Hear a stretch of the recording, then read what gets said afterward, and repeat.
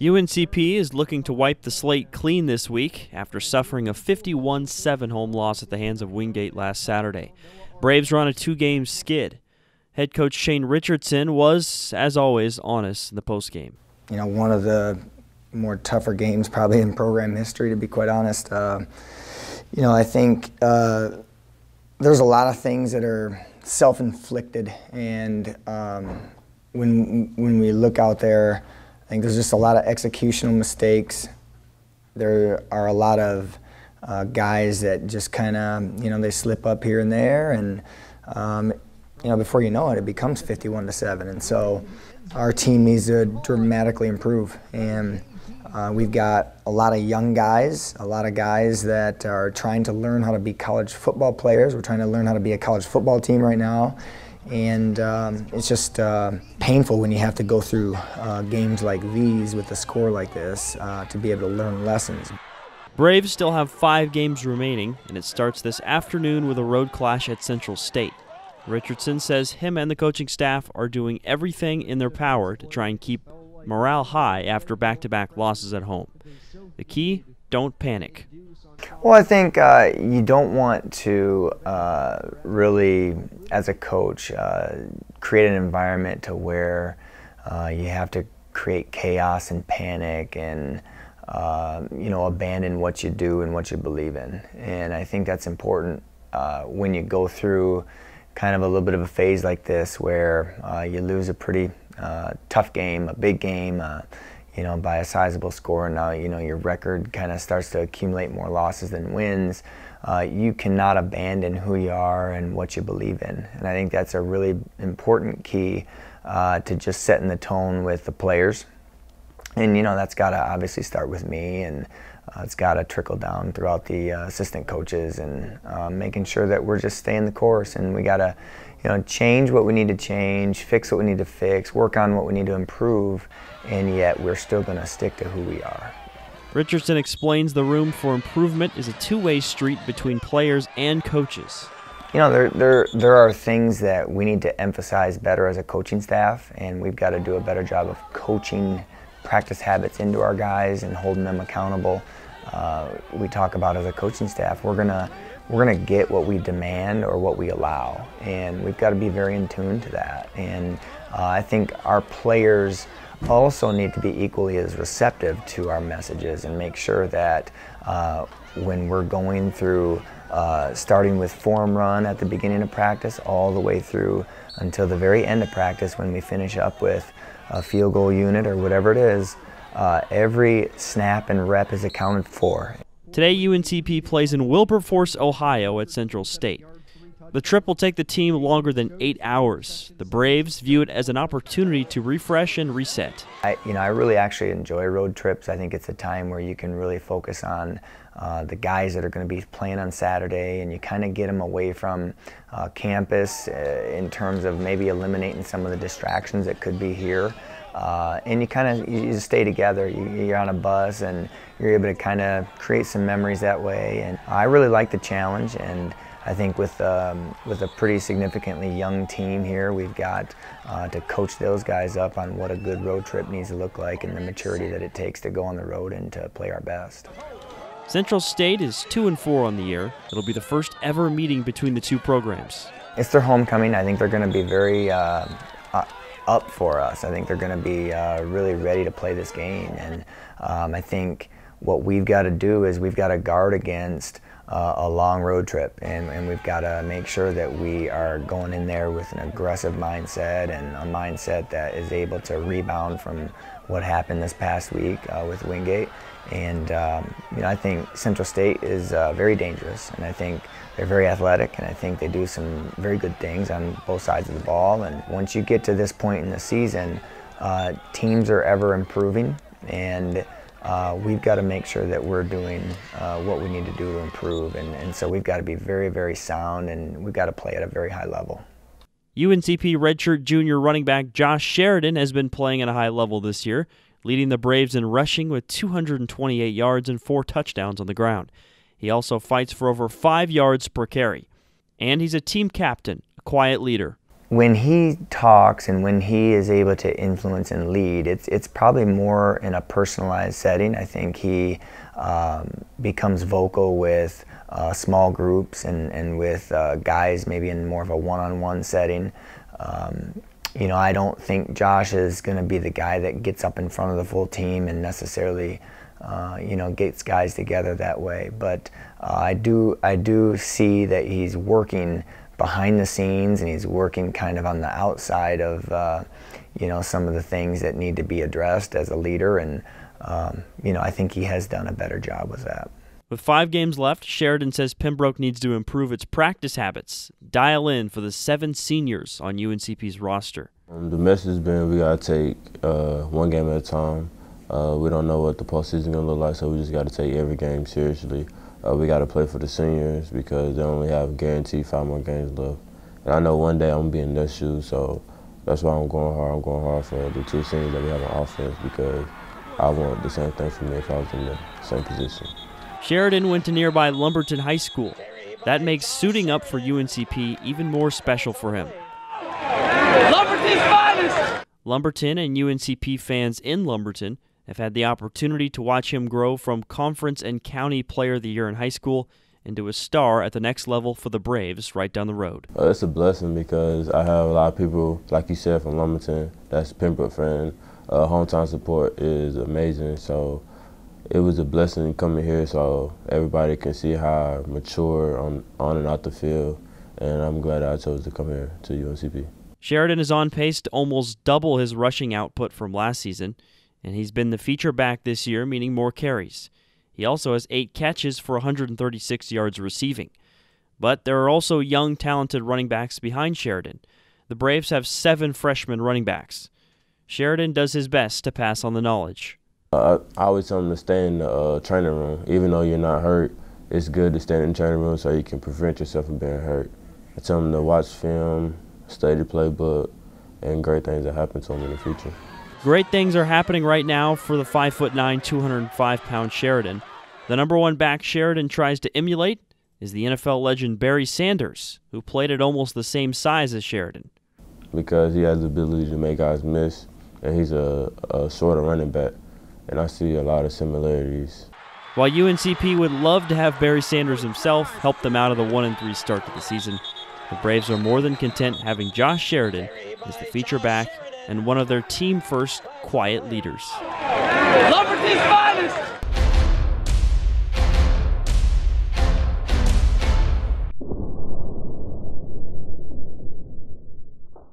With fall break here on the UNCP campus, the Braves cross-country team gets a nice little break before really shifting into high gear with the preparation for the rest of the season and eventually the Peach Belt Championships. No, and it's nice that it's fall break, so we're not racing this weekend, but we've got a training block set up in Raleigh for a couple days, so it's nice to get out of town. Not that we're going to be in the path of anything, but just get out, give them just some time, because obviously being a longer season this year with a fall festival, we would be getting ready for conference next week, but we're getting ready for a pretty big in-conference showdown with Georgia College and a couple other, like 6 other conference schools next weekend. So we're really just putting in one last big training block for this before we start tapering down for conference. The way the schedule and training sessions are put together is something head coach Peter Ormsby puts a lot of delicate care into, making sure to consider just how far this team and individuals may make it into the championship season. The fact that we've got individuals like Silas and Joshua now that we can actually plan on hopefully a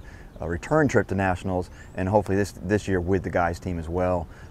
Everything starts with nationals. We just work our way back. So obviously, as we go into this week, next week, we're entering that, I call it the championship phase, to where the volume is still high.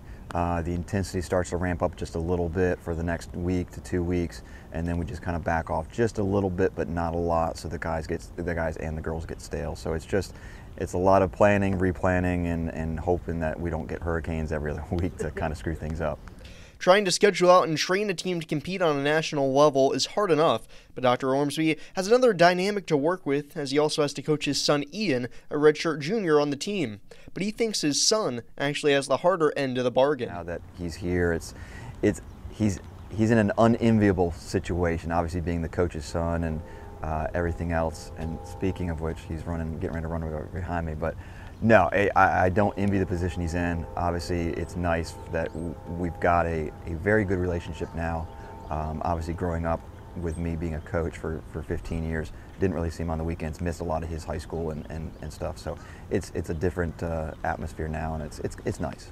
While his dad tries to handle the coach-runner aspect, Ian also has to struggle trying to be more than just the coach's son to his teammates. When it comes to teammates, I try to ask for people to be respectful, because obviously there's a deep relationship between me and the coach, and so most of the time people are kind of understanding of that. Sometimes there aren't, and there can be conflicts, but we try to work through them. But for Ian, it's been an extremely long journey to getting a spot on the UNCP squad. So I started off my first 2 years at Virginia Tech, and it was kind of got away from the family, do something a little different. We'd lived in Florida forever, and I had a chance to go into the mountains, go to Virginia, where my uncles had been, and kind of like that rebellious freshman, sophomore year. I'm like, all right, I'm away from the family. Believe me, I can be independent. And it was a lot of fun, but I felt that I wasn't really living up to what I thought I could do. Are we recording? Yep. Oh, okay. And so I talked to Coach, and he gave me an opportunity. He's like, all right, well, if you want a chance to get onto the team, you do have to make standards. And so I spent about half a semester my spring year, my sophomore and my spring semester, just working to make that walk-on standard. And once I did, he did offer me a spot on the team. He's like, well, you've now earned it, so now you get to earn your spot onto the roster. Although Ian started out as a swimmer, his foray into running has produced great results, including now being able to outpace his dad. So I actually wasn't able to outrun him until probably consistently my senior year, and I finally started beating him, and I'd kind of tease him like, oh, look at me, I've got a faster time than you.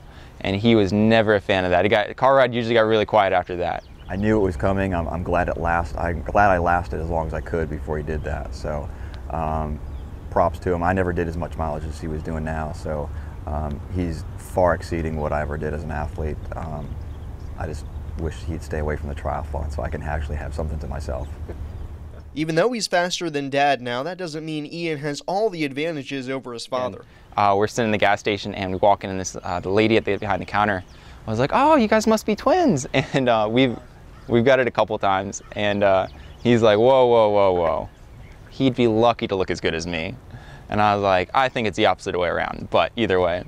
And for Dr. Ormsby, getting to see his son continually improve is the moment that he always cherishes. I think that the highlights so far, every time I think he PRs, and I think the biggest thing for me is when he scored last spring for the conference championship in the steeple, that was really cool for me. And obviously, if we do some good things in the fall, just super proud of him every time he does what he knows he can do and what I know he can do. But once the two head home, it's just back to father and son and no more talk about running. When he comes home on the weekends, it's father-son. When it's here, it's coach-athlete. So we go home, and my mom will get on to us because we'll start talking shop, and she's like, you guys just can do enough this through Monday and Friday. Just be regular people for once.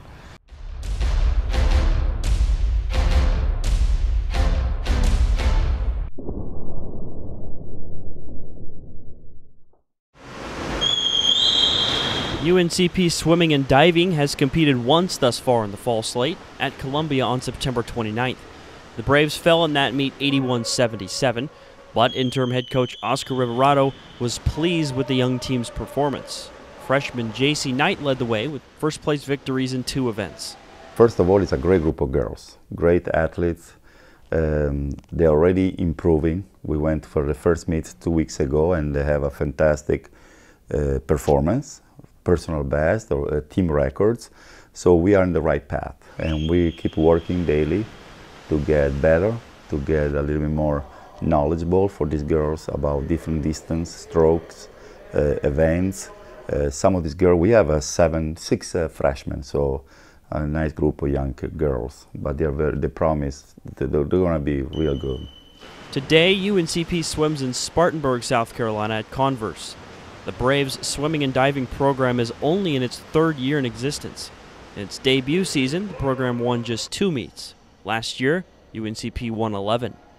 In my opinion, there is a tremendous growth.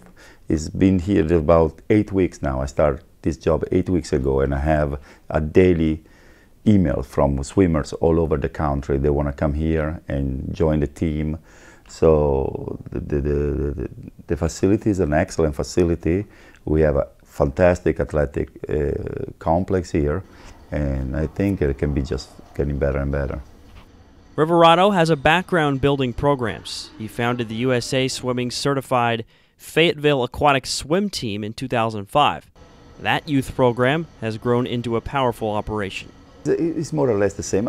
You know, of course, I have to deal with older girls now. You know, there is no the parents around them, which sometimes can be a challenge a little bit. But it is what I love to do: create and develop programs. You know, I like to see the growth.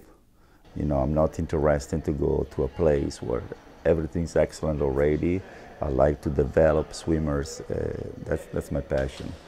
Roverato moved to America from Italy 20 years ago. There, he was an accomplished club swimmer, volleyball, and soccer player.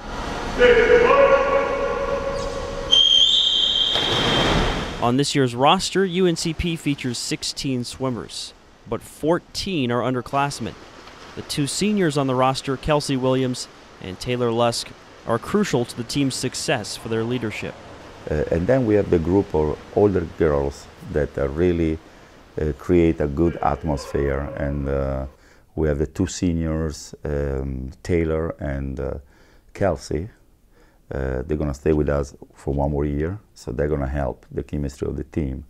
But it's the atmosphere and the willing of this girl to learn the sport that really going to make a difference in the long run. We're going to build and going to be ready for more successful here in the future.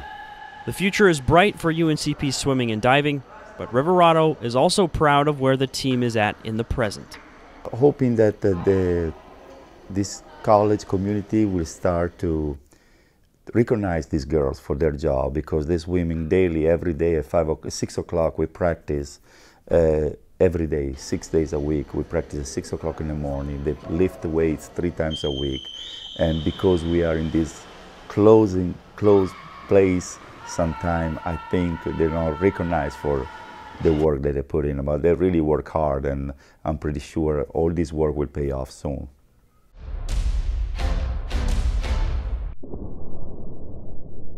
It was a banner week for the UNCP golf team as they competed in the Patsy Rendelman Invitational at the Country Club of Salisbury. The Braves posted their best finish of the season as a team, coming in 3rd place at 12 over par. The first round 292 that the Braves shot featured 4 players shooting 76 or better, and the 292 strokes represents the best single round the UNCP golf team has had, as they finished at 4 over par for that round. UNCP was just 7 strokes off of 19th ranked Limestone, who ended up winning the tournament at 5 over par as they outpaced the rest of the 18-team field by 4 strokes. Lenore Ryan finished 2 strokes better than the Braves en route to taking home runner-up honors. Alexandria Baer led the Braves, carding a career-best 71 on Monday before besting that score on Tuesday with a 70. Baer finished with 141 total strokes, 3 shots under par, which placed her in 2nd place, just 1 stroke behind the tournament champion, Abby Hartzell of Lenore Rhine. Baer did take home all tournament honors for her efforts. Maddie Corley posted 2 even par rounds en route to finishing a tie for 6th place, while Casey Burrows ended in a 4-way tie for 20th, finishing at 7 shots over. The junior carded an opening round 1 over 73. Katie Flax concluded at 13 over, 157 total to earn a tie for 41st. And Parker Melting rounded out the Braves scoreboard, finishing in a tie for 63rd at 18 over. Melting out a first round 86 before improving by 10 strokes with her second round 76. The Braves will close out the fall portion of their schedule on October 22nd to 23rd when they head to St. Augustine, Florida for the Flagler Fall Slam at the Marsh Creek Country Club.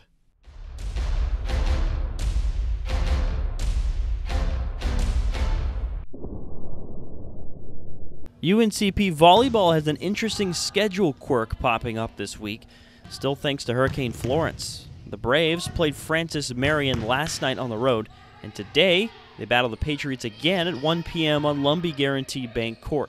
Head coach Ellen McGill isn't sure how the back-to-back Peach Belt matchups with Francis Marion will affect play on the court. These are uncharted waters. I don't know. We've never had this situation before. Thanks to Hurricane Florence, we get to play them back-to-back, so it'll create an interesting situation. But if anything, hopefully, we'll play well on Friday, and we'll just keep that rolling into Saturday. The Braves are 0-3 in PBC play, but playing well as of late.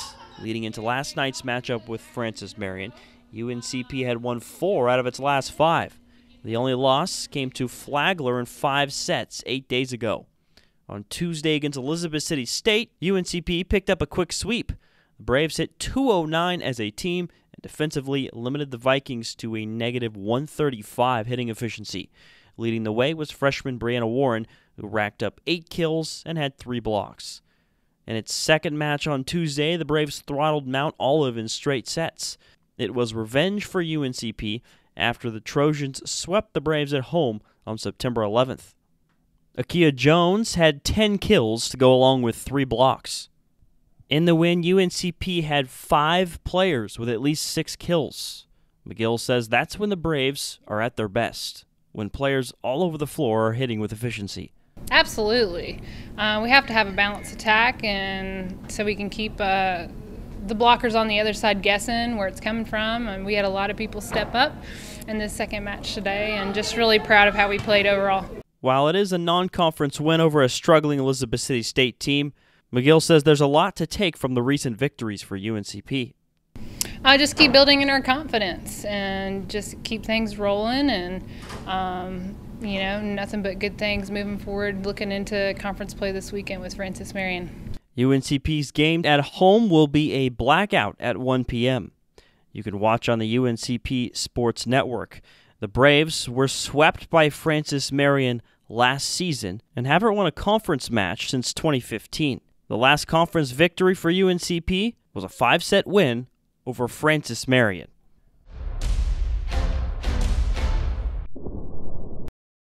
UNCP soccer is in action tonight as well. The Braves will play at Georgia Southwestern at 7 p.m. It's a winnable match for the defending Peach Belt champions in UNCP, who are off to a 4-4 start. They're also sitting at 9th in the Peach Belt standings with a 1-3 mark. Georgia Southwestern is 2-10 overall and 0-6 in the PBC. UNCP is emerging from a difficult 3-match stretch of schedule that resulted in road losses at Lander and Columbus State and a home win over Clayton State. The offensive attack has been a little inconsistent at times this year for UNCP, but balanced. Leading the Braves in scoring are 3 separate players with 3 goals in Alexis Pittman, Jillian Robson, and Stacy Scott. Pembroke still has the talent and aspirations to beat Peach Belt champions again. Last season, the Braves started in a similar situation, going 3-3 to begin the year. Currently at 500, UNCP hopes to start a winning streak tonight at Georgia Southwestern and add on to it Monday with a match at home hosting USC Aiken.